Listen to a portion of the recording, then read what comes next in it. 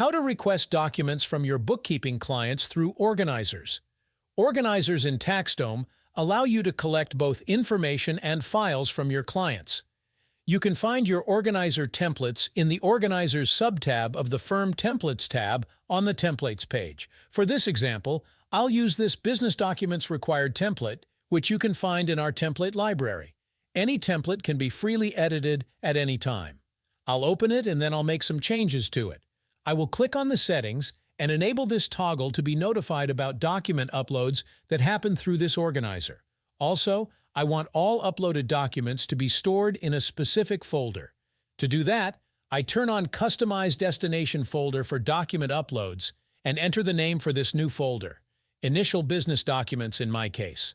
Additionally, I'll add a shortcode to the organizer name to include the account name. After saving the template, I will edit my new client onboarding pipeline template. Here, I will enable Auto Move Jobs button for each stage of this pipeline, including the one with the organizer automation, to make sure the job can automatically move to the next stage once completed. I'll then go to my new client onboarding pipeline. I'll add a job to this pipeline, and I'll confirm that I want to trigger the automation to send out the email and organizer. I will then switch to this client's portal so that you can see how this step looks from their end.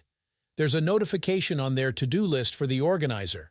I'll click to open it and then start filling in the needed information and also upload the required documents. Once done, I'll submit it and then switch back to the firm portal.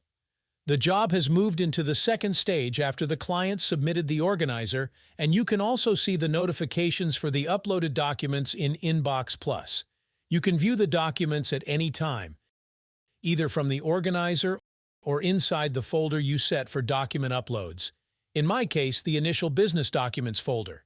If you didn't set a destination folder, you will find the documents in the client's uploaded documents folder.